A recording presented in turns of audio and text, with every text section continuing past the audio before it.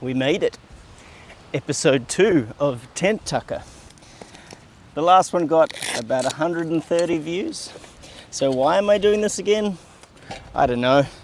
But there's nothing that's going to stop me camping at this point. We've got too much stuff. And now I'm setting up the beds. We've had an upgrade. We've got a kiddo bunk here for the children. And we've got a disco bed there for the adults. Absolutely wonderful. The question I have is, it's so easy, a time lapse is just going to be too short. So I guess it's just going to be a simple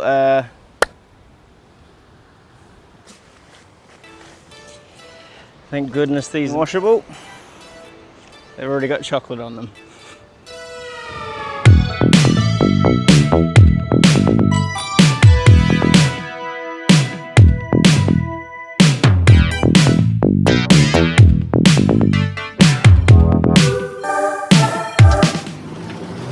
So yeah, it was massively expensive. I got wine, 2 nectarines, an onion, some garlic, a little bit of milk, and maybe some coffee and a cordial, and it was like $90. I suppose that's what you get for buying in like a small historic village. Pretty cool. Pretty cool place. Although the river here is a bit like, oh, it's just mud, really. I see mud mentioned. Well, here's where I come in. Mud is exactly what the original Puhoi colonizers were battling on a day-to-day basis. This area was colonized by the people of the Bohemia region, which is an area that is in the current Czech Republic and former Austro-Hungarian Empire. 83 settlers left, the OGs. They traveled across the world by boat in 1863, which is basically death, having dinner with you every night. They settled in what was a forest purchased from local Maori chief Te Hemera Tohia, and he actually helped them settle into the Puhoi and surrounding Puhoi region and the surrounding settlements, and taught them how to live off the land, which is, I've got to say, pretty generous for what is essentially colonizers. Now, from what I've read, the leader of the group was Captain Martin Krippner. He brought the group to Aotearoa, New Zealand, after visiting and describing New Zealand as a land overflowing with milk and honey. Now that is one hell of an elevator pitch. But it was enough, with the promise, however, of 40 acres per adult and 20 acres per child, free. You might die of exposure, but 40 acres. Sign me up. The settlers who came also were not necessarily from the upper echelons of society, and instead were servants and coal miners and tradesmen, holding on to a dream of being landowners themselves. Kind of feel for them a little bit. But salespeople like Captain Krippner will do what they do. Puhoi, Maori for slow water, was muddy, hilly, bushy, aka not exactly great for farming, well, anything at all. And the gossip is pretty juicy as to why the captain essentially, well, lied about the area. Well, perhaps he was just a persistent optimist, according to his family, but speculation says that he was actually paid by the New Zealand government to bring them over per person. I mean, perhaps they were free labour or cheap labour? Maybe. With the closest colonist location being Auckland, a 50-kilometre bushwalk away, the isolation must have been immensely heavy. But with help from local Maori, they managed to get by, and through perhaps significant goodwill from local Maori, friendly relations were maintained even in a time where wars were being fought between Maori and colonizers. Here's something a little bit gutting. The cheese store is now closed. They still make the cheese, but the cheese store, the cheese mecca of Puhoi, it's gone! Okay, well, I guess I'm going to Silverdale, because Waiwera is dead as well, which is basically just across the road from here. So this used to be the water park. Last time I came here, I was with my friend and her boyfriend, and we watched a movie in the pool.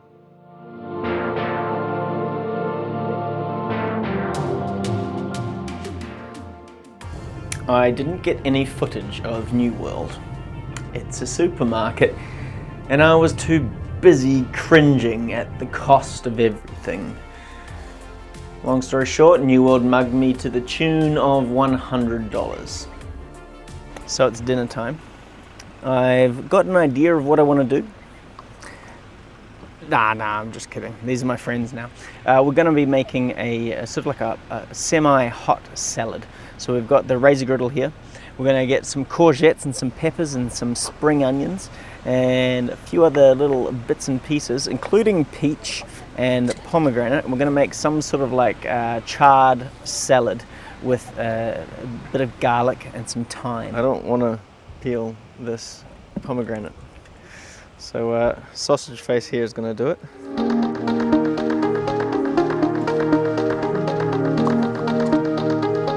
Now it is absolutely blowing up a storm here. Well, not quite a storm, but there might be a little bit of action tonight. But look and listen.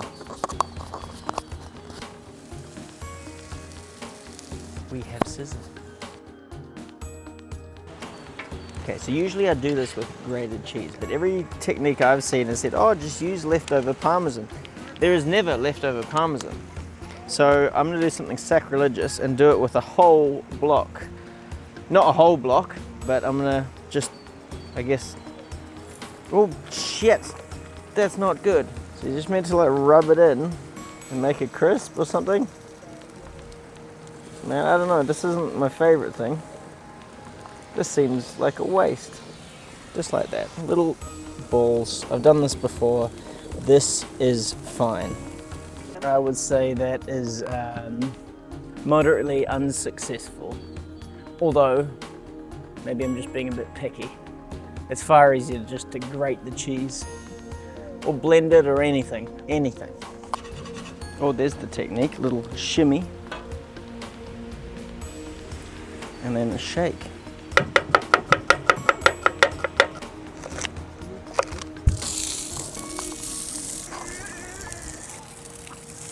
Mix everything in.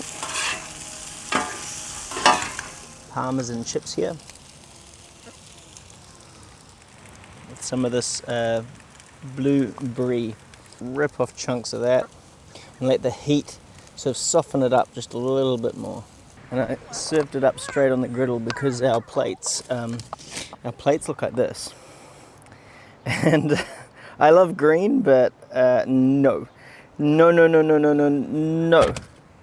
Squeeze of lemon to brighten everything up. With just the slightest margin, we can fit some more salt in. So Opito Bay have toasted fennel and thyme sea salt.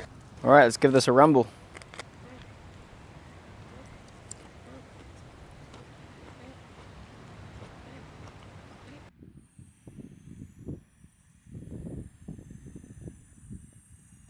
As you may or may not be able to tell, it is rather windy, but we also have some very clear skies.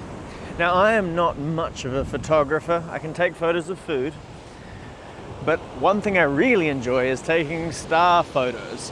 I'm not very good at it, but when I've got a good spot, like a good location, and a fair old field of stars, I'm gonna take a photo, even if I'm freezing my nuts off and the tide's coming in.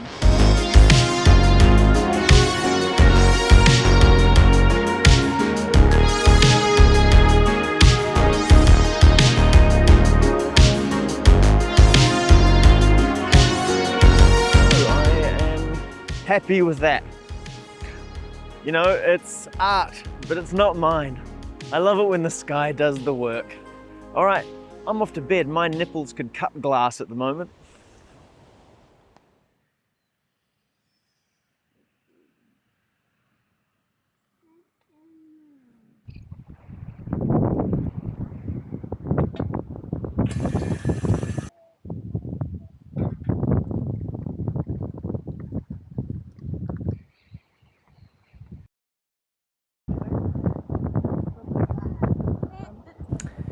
New Zealand hikes are no joke. Sometimes they're downright serious, especially once you burden me down like a donkey with a camera backpack and a 15-kilogram toddler. My chicken legs were not ready. I could barely appreciate the view. It was just got so steep so quick. And down, well, down is obviously easy, but downhill is only foreshadowing in life.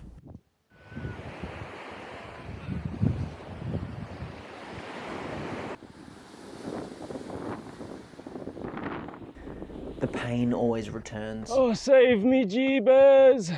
And all you can do is decide when to engage with the pain.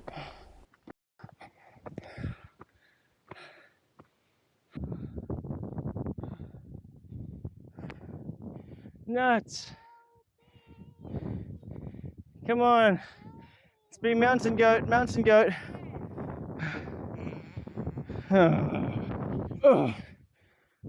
In between those moments, relief is basically forced on you, so make the most of it.